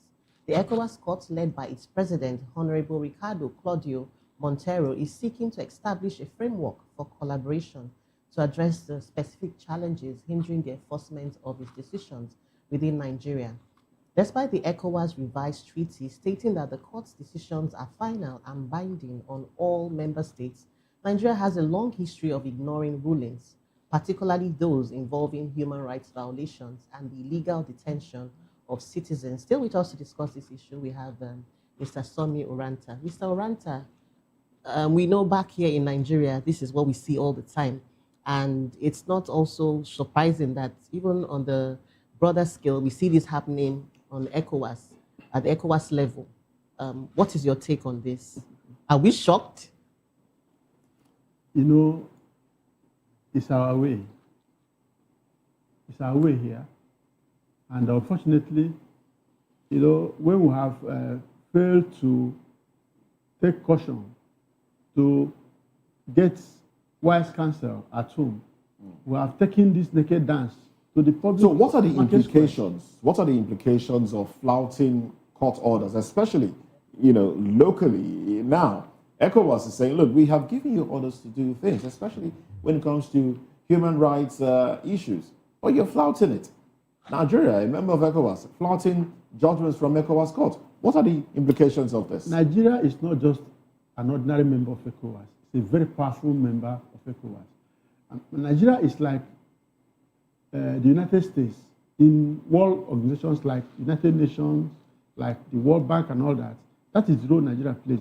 Only just recently, our President Bola Ahmed Tinubu, was the head of ECOWAS. And Nigeria is being indicted that we are constantly, or we've been constantly, flouting orders of the court. So it shows that it's a country we are preparing the stage for anarchy within the Ecowas region, same thing within the nation. But I'm not surprised, because we do it here with much glee, with reckless abandon. They decide to cherry pick the one they will respect, the one they will not. And even the courts in Nigeria, most of them do not make pronouncements that are clear and concise. They make it, look so ambiguous, so that, the court is supposed to interpret. But the court now end up in Nigeria making their judgment look so shrouded in several layers that they need to go back to another court to, decode what they released. And those who are the orders are made against, will decide to abandon it and nothing happens. So we are not showing leadership. I was just going to say that, especially for a country that prides itself as the big brother of Africa, what does this even say about our image? It's a very badly behaved big brother that we are. And we've taken it out in public. And it's very, very bad, because democracy thrives, on the back of rule of law. It's the law that will rule, not human beings, not individuals, not strong men. Because strong men will come and go, but the law remains. It's the last hope of the common man. Today in Nigeria, the judiciary seems to be the last hope of the rich man, of the well-off, of the bourgeois. And you see, when you begin to act the way we are doing, we are sending a very, very bad signal. No country that knows its onion will want to do business with us. No businessman who made his money genuinely will come to a country where the judiciary, where the government flouts court orders. Nobody. Because if you have a problem with a state government or with an individual that is politically exposed or connected, your investment will just go. That is why we have briefcase investors in Nigeria. Mr. Ranta, let's interrogate further the status of Nigeria in West Africa. Is Nigeria still the big brother West Africa? I ask that question in the light of the fact that if you look at, when you international rating agencies, put out data and statistics there, they talk about, nations that are very well corrupt, and Nigeria is nested with countries like Senegal, Gambia, when we South Sudan, when they talk about poverty, Nigeria is nested with countries like, in some poor West African countries. And when international organizations like AFTA, when they wanted to choose a head office, they bypassed Nigeria and went to Ghana. When Nepal wanted a head office, they bypassed Nigeria and went to South Africa. And when they want to rate Naira, they rate our Naira with that of Yemen, South Sudan, and all of that. We have big corporations leaving Nigeria and domiciling their headquarters in Ghana for their West African, and in fact, African operations. Is Nigeria still big brother West Africa? Did you notice that, maybe on the soft side, did you notice that there's no longer big brother Africa? Nigeria is supposed to be big brother to the whole Africa. Okay. No more big brother Africa, it's big brother Nigeria. But on a serious note, we are not big brother of anything. Anymore. Okay. But we used to there be. was. Okay. When that used to be. Because you can look out to Nigeria, when the Naira has weight, it's stronger, it used to be stronger than the American dollar. When the green passport meant anything. But when you have all manners of people, criminals and what have you, occupying elevated positions, and even the actions they take. See, when you keep telling people that respect the sovereignty of the people, if you do not, it's like a housewife married. If you come up and you let the world know that your husband is useless, you don't care, you are actually removing the cover the respect they are giving you is not just you. They are giving those respect because there is someone, there's an authority that is covering you.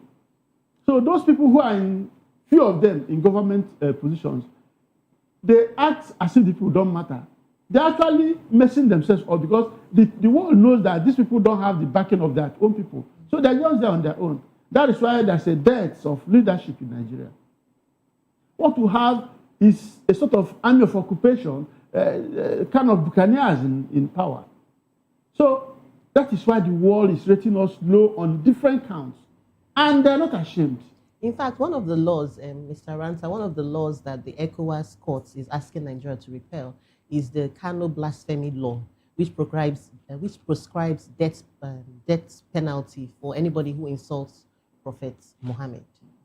And so ECOWAS court's argument is that this is against fundamental human rights and all of that. But even back here in Nigeria, within Nigeria, the Sharia law is also being tried to be implemented in some states that are not predominantly Muslims. What do you say to this? I was to say something before I was distracted. When Donald Trump was addressing,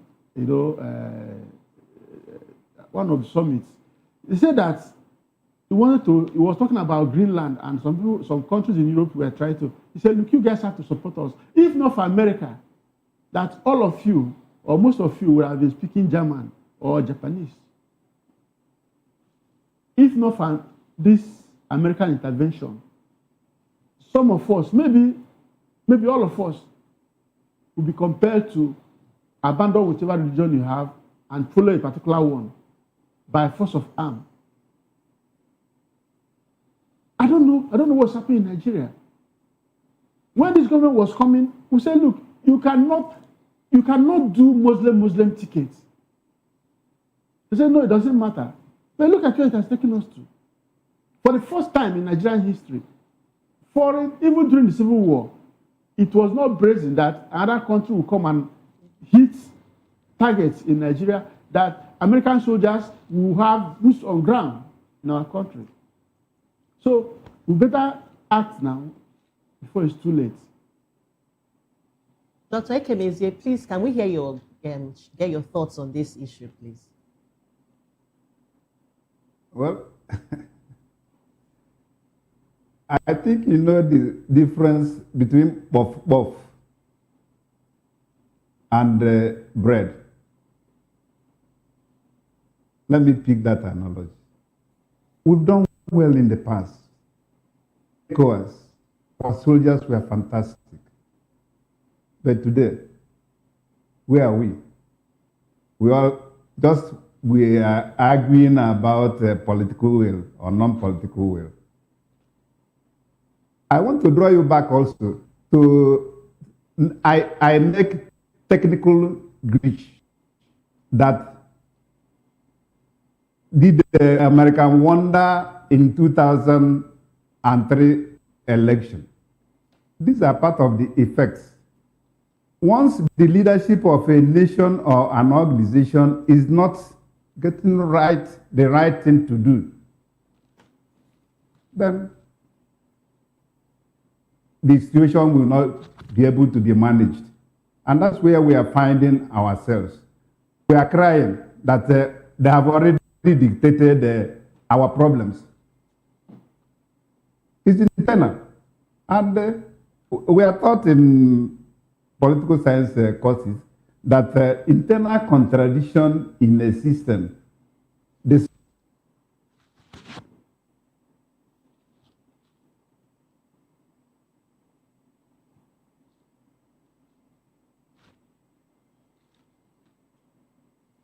All right, we seem to have lost audio to Dr. Dennis Ekemezie.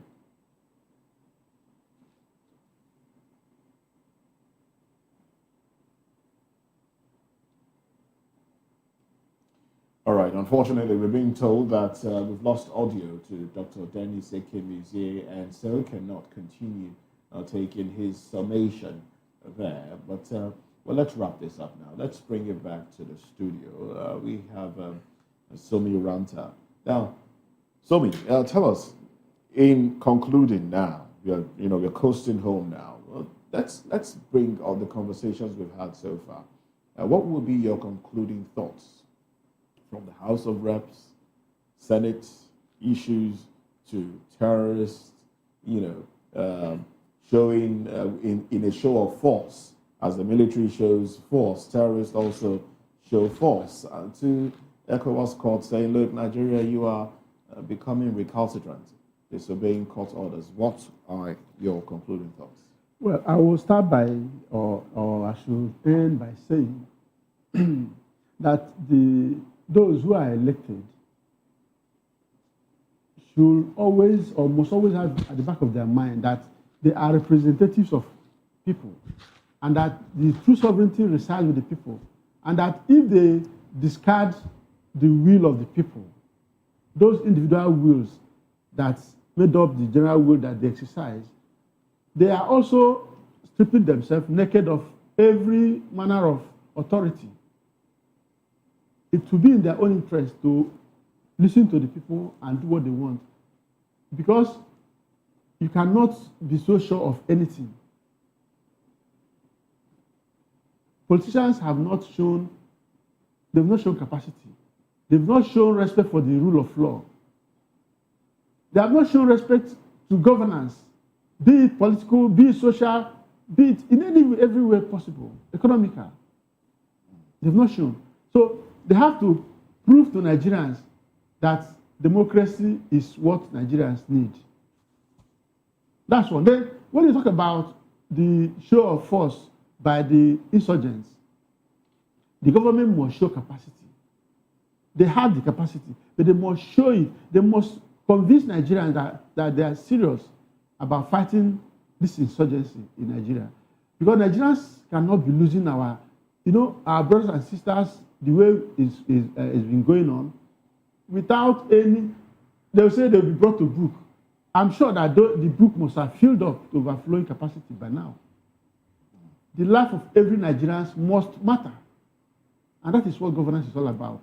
If you cannot secure the lives of your people, I don't know, and their properties, what else are you doing? What else are you doing? To say you're just to say, verbalizing that I'm in power, it's not enough. You must show that. And security is not something you talk about. People must feel it that they are secured. So, government must do the needful. By doing away with that, the radicalization policy, reintegration policy, they must weed off all those dangerous fifth columnists that are in this Nigerian military. And then they must name those people, that list, bring it out. Because these people, you once agreed that they are being sponsored, both locally and internationally. We must ensure that those people who are sponsored, at least the ones who know around, they must be brought to book. America just brought out mentioned about 8 names or so. But you cannot outsource those things to others. There's a limit to what somebody can do for you. There are things you will do for yourself, and we must do those things. And finally, on the court thing, this disrespect for court orders, we must show that we are a people governed by law.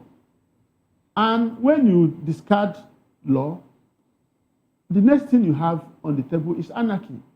So it is left for them, politically exposed people. Is it anarchy they want or the law? They must make a choice. Thank you.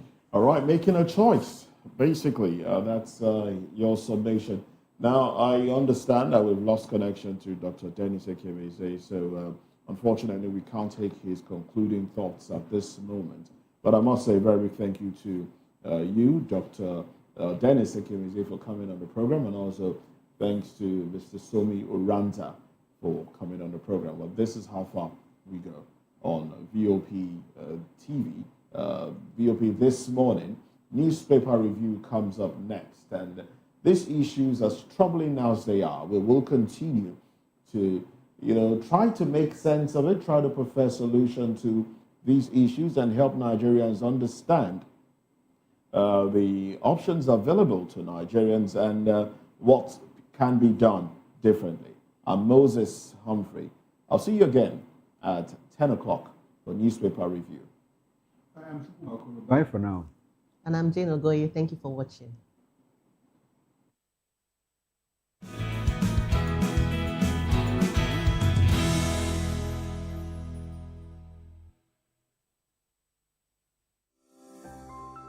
VOP TV. Now, you have more than a voice. We encourage you to click on the like button and subscribe to our YouTube channel. We are Voice of the People TV. Also follow us on all our social media platforms. We are at VOP TV Live. Visit our website www.vop.ng for fresh and trending news. Also watch us live on SLTV channel 264. VOP TV, Voice of the People Television.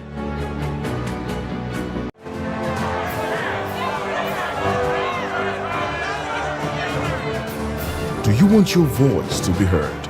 Do you know that you matter in the scheme of things? The People's Voice, the show where ordinary citizens take center stage as we discuss the biggest stories that affect you and I. With you in mind, we facilitate lively discussions, debates, and interviews on the topics that matter most to you and I, from social justice to economic empowerment, education to healthcare, governance, and more, tackling tough topics and amplifying your voice. Join the conversation and make your voice count. The People's Voice. Make your voice count. Welcome to the locker room, the home of football talk that matters. I am Jerry Aviation. Join us every weekday, Monday to Friday at 5 p.m. Nigerian time, as we share the hot takes and hot debates in the exciting world of football. And joining me are the usual suspects, Ikechukwu and Mayowa, as we break down all the hot takes and everything that's happening in the football. Don't just watch football, live it with us. Catch us on the locker room and Voice of the People television at 5 p.m. Nigerian time. And like I always say, if not playing in talk, please discuss. And it's Hakim Ziyech who puts the This is Health Check, your weekly guide to better living, smarter choices, and trusted answers. From everyday wellness to urgent health issues, we've got you covered.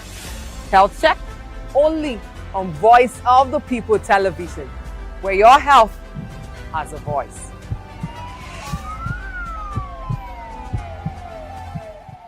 Behind every broken desk lies a broken promise. Education shapes the nations.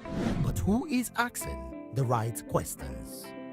Introducing Edu Dialogue, the show that goes beyond the surface, exposes the cracks, the corruption, and the silence in Nigeria's education system. Edu Dialogue, Saturdays, 3 p.m., only on VOP TV. We break the biggest stories, from missing funds to policy failures. We ask the tough questions and demand real answers. Edu Dialogue, this Saturday, 3 p.m. on Voice of the People television. Africa is on the move, a continent of rising voices, untold stories, and powerful transformations. From the streets of Lagos to the heart of Nairobi, from the mines of Congo to the tech labs of Cape Town, the African story is being written every day. Bold, dynamic, unstoppable. This is Africa News on Voice of the People television. We don't just bring you the news. We analyze and bring you Africa's heartbeat, the politics that shapes our nations, the economies that drives our future, the cultures that defines who we are, the voice that must be heard. Africa News, Africa's voice, Africa's future. Where Africa speaks, the world listens.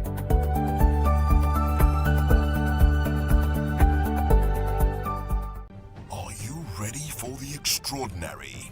Something big is happening on your screen. Introducing VOP TV, Now streaming on SLTV channel 264. From breaking news to captivating conversations, news analysis, giving you all sides to the story. We break in-depth discussions on the issues that matter, from politics to sports, entertainment, and lifestyle. VOP TV on SLTV channel 264. Join us as we redefine what television means to you. Voice of the People Television, VOP TV. Now you have more than a voice.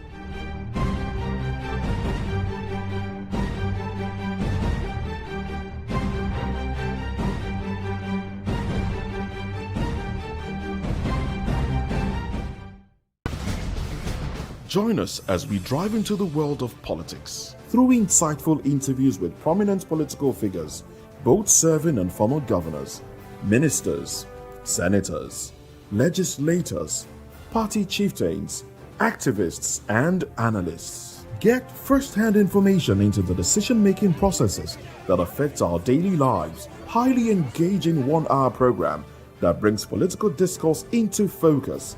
I am Chukwuma Okoro. Political Lens, Monday through Friday, 6 to 7 p.m. Join us.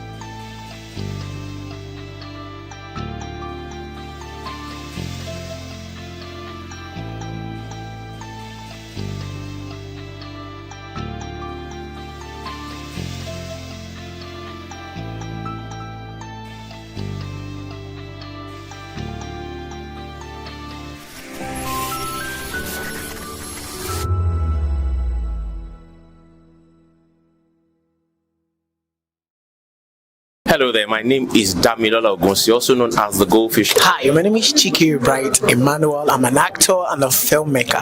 Hello peeps, my name is Yomi E. Adejumo. Hi everyone, I'm Paul Utomi. Hi everyone, my name is Stacey Benjamin and this is Voice of the People TV.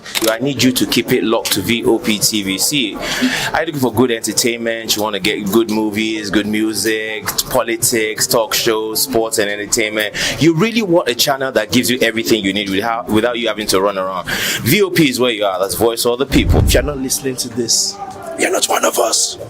And you deserve to be killed. Scrap charge. Don't be killed, but watch it. Or I'll find you. And I want you. And you are locked on VOP TV. Don't go nowhere. This is where the juice is. This is where all you need